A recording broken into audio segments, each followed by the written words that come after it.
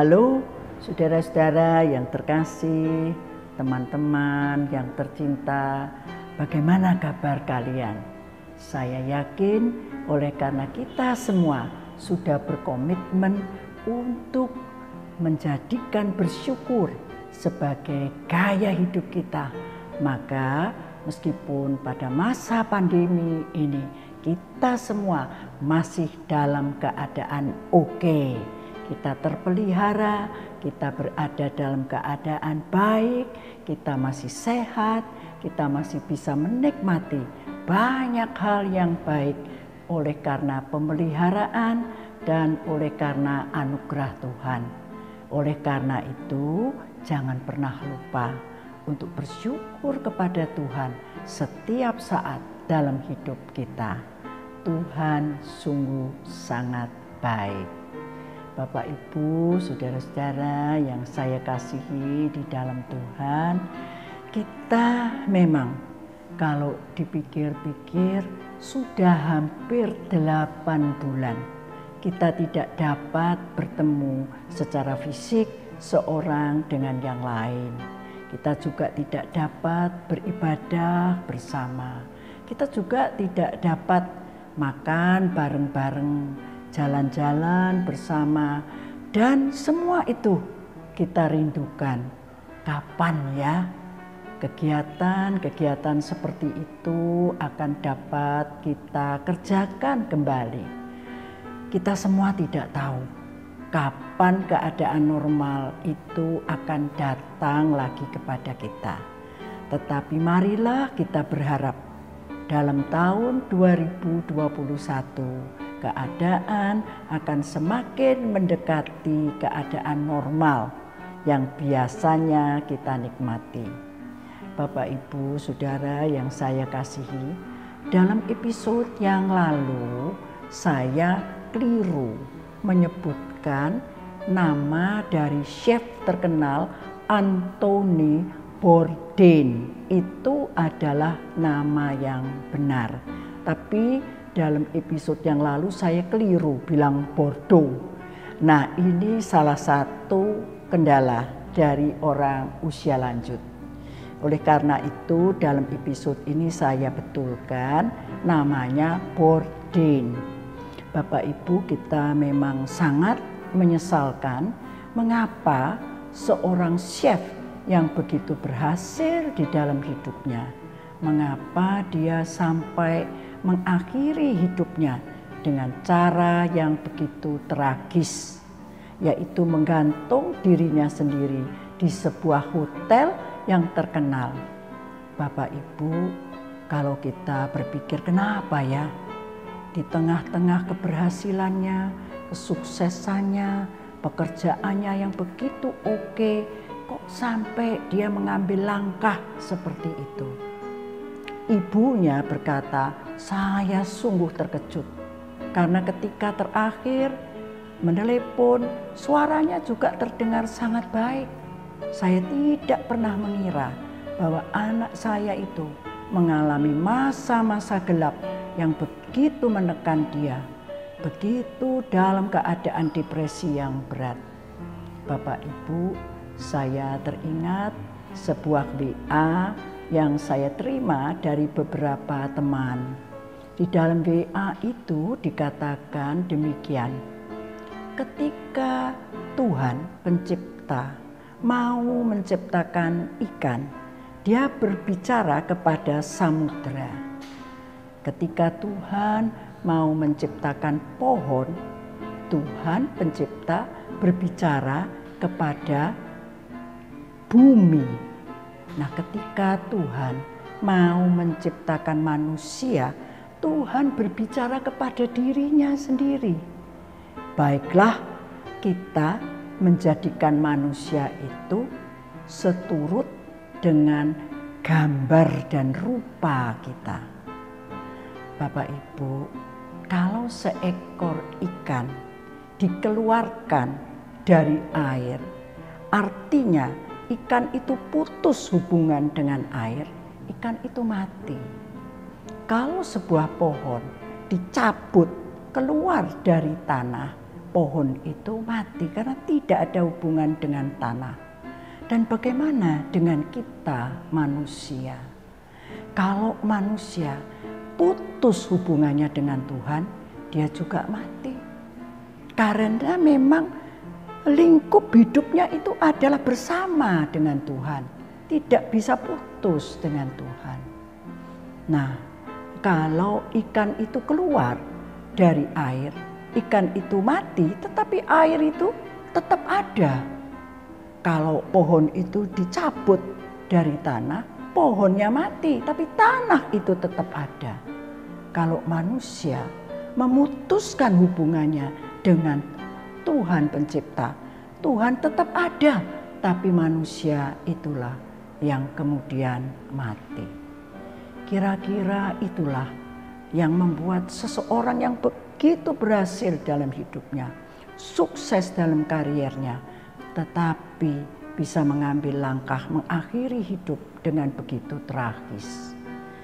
Bapak Ibu, di dalam kita membuat refleksi, dalam sebagai orang usia lanjut itu kita melihat ke dalam diri kita.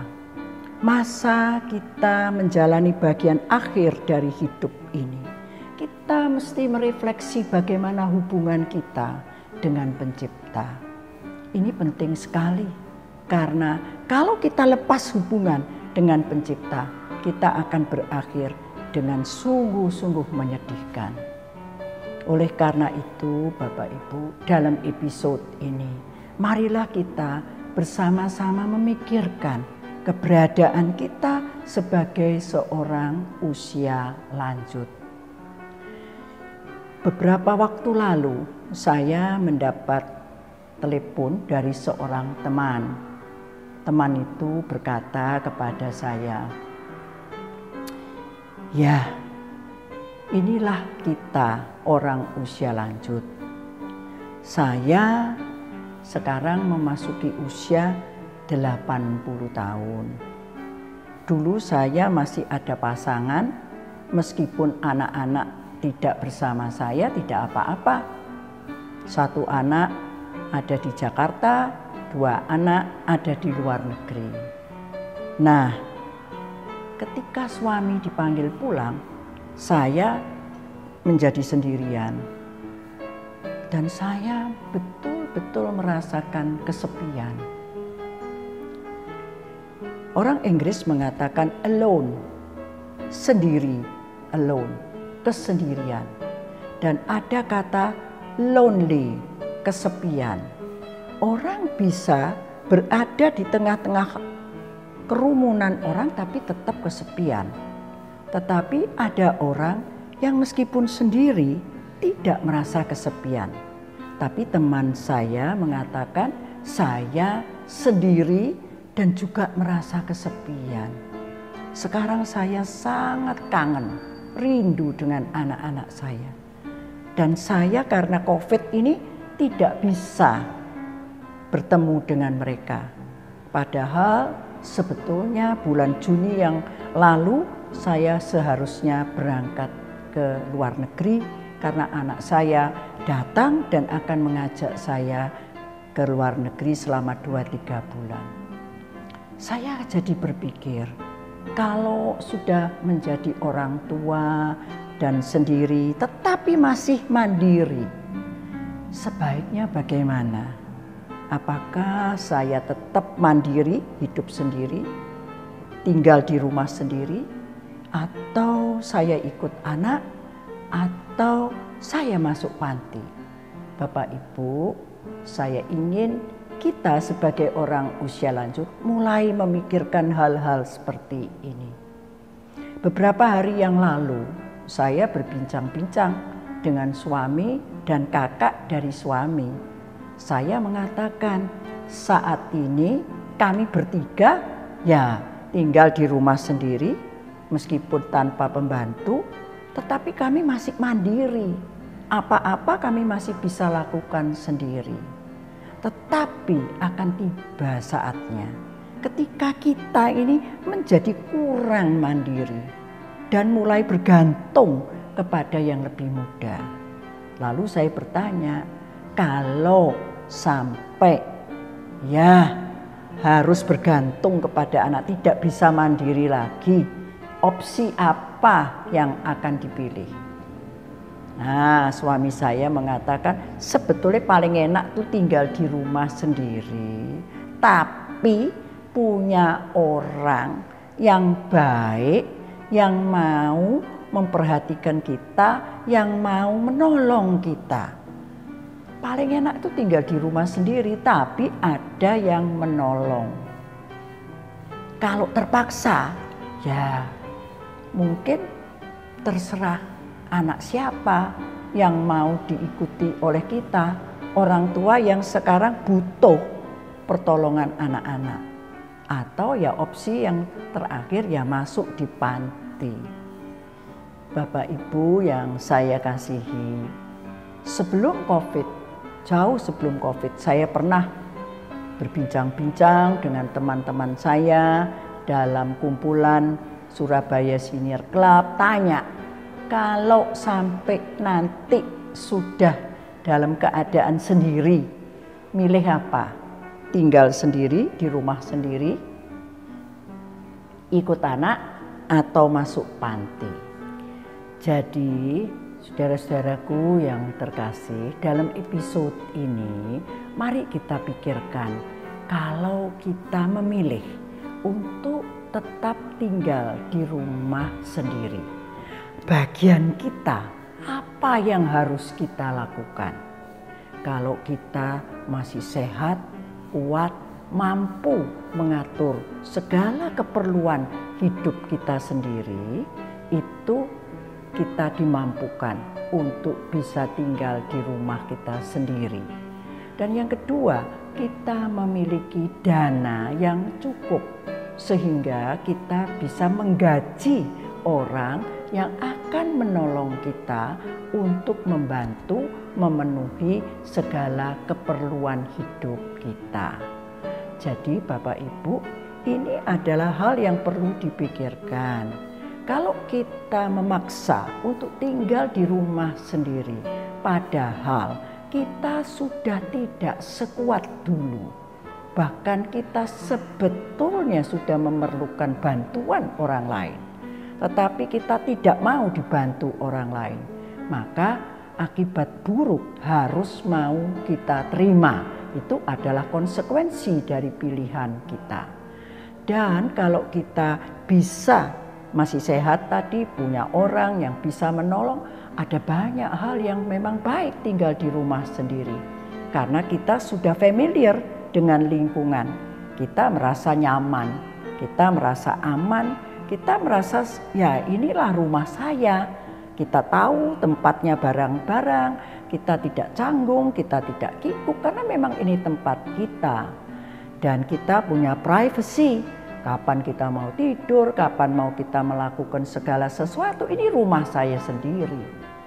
Nah Bapak Ibu, inilah keuntungan dari orang yang tinggal sendiri di rumahnya sendiri, tapi ditolong orang yang sungguh-sungguh baik yang bisa membantu dia. Seorang teman yang punya anak cuma satu, tinggal di luar negeri, dia tidak mau ikut anaknya. Jadi anaknya bilang, "Papa, saya mau masang CCTV supaya saya ini bisa tahu bagaimana keadaan Papa selama 24 jam. Nah kita sebagai orang usia lanjut, kalau anak kita punya niat seperti itu, kita harus mengapresiasi. Bilang, waduh terima kasih ya nak, kamu memang tidak bisa ke Indonesia. Karena kalau di Indonesia kamu mau kerja apa? Kerjaanmu di sana sudah sangat bagus. Ya enggak apa-apa, tapi kamu ternyata tetap peduli sama Papa, tetap memperhatikan Papa. Maka sampai dipasang CCTV. Bapak Ibu, ini adalah bentuk dari seorang anak memperhatikan orang tuanya. Dan kita sebagai orang tua jangan ngamuk kalau anak kita masangi di CCTV di kamar kita. Karena itu untuk kebaikan kita. Kalau kita sampai jatuh atau mengalami hal-hal yang tidak kita harapkan, anak kita bisa minta pertolongan kepada mungkin saudara-saudara yang ada di Indonesia yang dekat dengan kita. Jadi inilah keuntungan kalau kita mau tinggal di rumah sendiri. Nah, kerugiannya adalah kalau kita tidak mandiri, tidak sehat, dan tidak punya uang, waduh, ya kita harus mau memikirkan opsi yang lain. Nah, Bapak Ibu, saya mau sedikit berbagi dengan apa yang saya tadi pagi terima dari teman saya. Dia seorang ibu janda, anaknya ada di luar negeri, 2, 1 di kota lain, dan dia bilang, kalau saya menoleh ke belakang, saya tidak habis-habisnya memuji Tuhan. Betapa Tuhan itu sangat-sangat bisa diandalkan. Setelah suami saya meninggal, saya masih punya 1 sopir. Tetapi sopir itu tidak bisa sampai malam. Dia cuma bekerja sampai jam 3 sore, lalu dia pulang. Nah, saya dulu punya pembantu yang tinggal di dalam dan menemani saya. Tetapi kemudian pembantu itu pulang ketika suaminya sakit. Dan dia tidak tahu kalau suami saya itu meninggal. Setelah suami saya meninggal, dia kemudian tanya, apakah saya masih boleh kembali bekerja? Oh, saya senang sekali. Tapi dia bilang, saya tidak bisa bekerja penuh seperti dulu. Saya cuma mau membantu ibu dari setengah 6 sore sampai jam 6 pagi. Karena saya masih punya tanggungan di rumah. Anak saya yang mau kerja, saya mesti siapkan sarapannya. Jadi teman ini bersaksi betapa Tuhan itu sungguh mempedulikan dia. Dan yang menjadi andalannya, ayat firman Tuhan yang terus dia pegang adalah bahwa Tuhan memang tidak pernah membiarkan anak-anaknya yang dicintai itu sendirian. Dan bahwa Tuhan tidak pernah meninggalkan kita. Ketika kita berseru kepada Tuhan, memohon kepada Tuhan pertolongan, Dia selalu mau tahu dan dengar.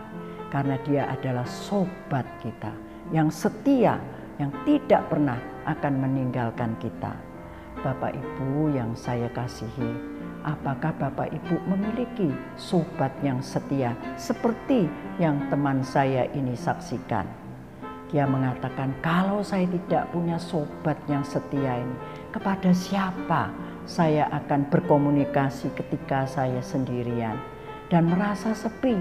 Tetapi karena Tuhan ada bersama dengan saya selalu dapat berkomunikasi dengan Dia.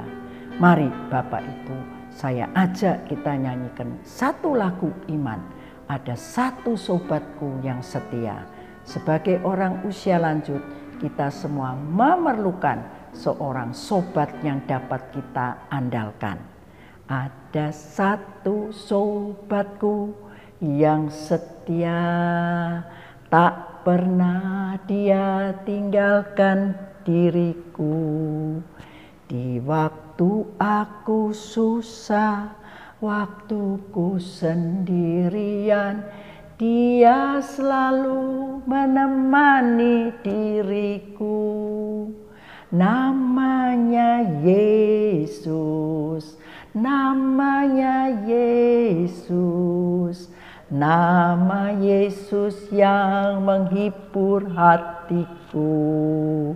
Namanya Yesus, namanya Yesus, nama Yesus yang menghibur hatiku. Ini adalah janji Tuhan. Dia berjanji bahwa Dia tidak pernah akan membiarkan kita sendirian. Dia akan selalu bersama dengan kita. Karena Tuhan yang berjanji, maka kita dengan yakin dapat mengatakan, Tuhan adalah penolongku, aku tidak akan takut. So my dear brothers and sisters, my dear friends, next time we will talk about the other option. Ya, kita akan mulai pikirkan, kalau sampai masuk di panti, bagian saya, apa yang mesti saya kerjakan kalau saya mau masuk di panti? Itu akan kita bicarakan dalam episode yang akan datang. Thank you very much for watching, my dear friends, brothers and sisters. See you again next time. God bless you all. Bye-bye.